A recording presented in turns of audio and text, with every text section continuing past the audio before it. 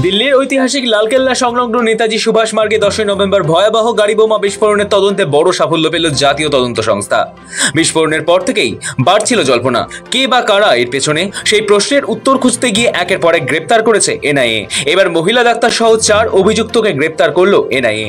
তদন্তে প্রথম বড় অগ্রগতি আসে কাশ্মীরের বাসিন্দা আমির রশিদ আলীর গ্রেপ্তারের মধ্যে দিয়ে। তার নামে ছিল বিস্ফোরণে ব্যবহৃত গাড়ির রেজিস্ট্রেশন। এনআইএর দাবি, আত্মঘাতী হামলাকারী ওমর মোহাম্মদের সঙ্গে মিলেমিশে হামলার ছক কষেছিলেন আমির। ওমরের সঙ্গে একটি গাড়িও বাজেয়াপ্ত করেছে এনআইএ। ইতিমধ্যে এই ঘটনায় 73 জন প্রত্যক্ষদর্শী ও আহত ব্যক্তির বয়ান নথিভুক্ত করেছে এনআইএ। 4 মুখ্য ষড়যন্ত্রকারী গ্রেপ্তার। তদন্তে গতি আরো বাড়াতে এনআইএ শ্রীনগর থেকে গ্রেপ্তার করল 4 প্রধান অভিযুক্তকে।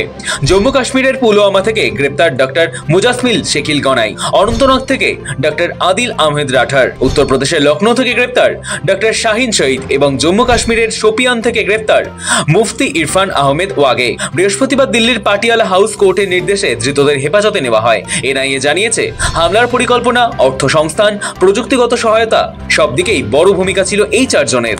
আগেই ধরা পড়েছিলেন 2 অভিযুক্ত। এর আগে গ্রেপ্তার হয়েছিলেন বিস্ফোরকবাহী গাড়ির মালিক আমির রশিদ আলী, মডিউলকে প্রযুক্তিগত সহায়তা প্রদানকারী জাসির বিলাল ওয়ানি। এদের জেরা থেকে মিলেছে গুরুত্বপূর্ণ হদিশ। বড় চক্রের সন্ধানে এনআইএ। ঘটনার পরপরই কেন্দ্রীয় স্বরাষ্ট্র মন্ত্রক তদন্তের দায়িত্ব দেয় এনআইএ-কে। দিল্লি পুলিশ, জম্মু কাশ্মীর পুলিশ, হরিয়ানা, উত্তরপ্রদেশ সহ একাধিক রাজ্যের পুলিশের সঙ্গে সমন্বয়ে চলেছে তদন্ত। এনআইএ-এর দাবি, বিস্ফোরণের পেছনে থাকা বৃহত্তর জঙ্গি মডিউল চিহ্নিত করতে তৈরি হয়েছে একাধিক সূত্র। খুব শিগগিরই উঠে আসবে পুরো চক্রের চেহারা। গত 10 নভেম্বর সন্ধ্যায় দিল্লিতে লালকেল্লার কাছে একটি হুন্ডাই i20 গাড়িতে বিস্ফোরণ হয়। ওই গাড়ির চালক ছিলেন ওমর।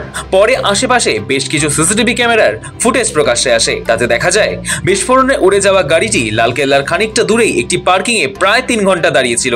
এই দীর্ঘ সময় পার্কিং এ কি করছিল গাড়িটি, তা নিয়ে অনেকের মনেই প্রশ্ন জাগছিল তদন্তকারীদের মনেও। এবার জানা গেল, পার্কিং এ বসেই বিস্ফোরকটি তৈরি করেছিল ওমর। ব্যুরো রিপোর্ট, সময়, কলকাতা।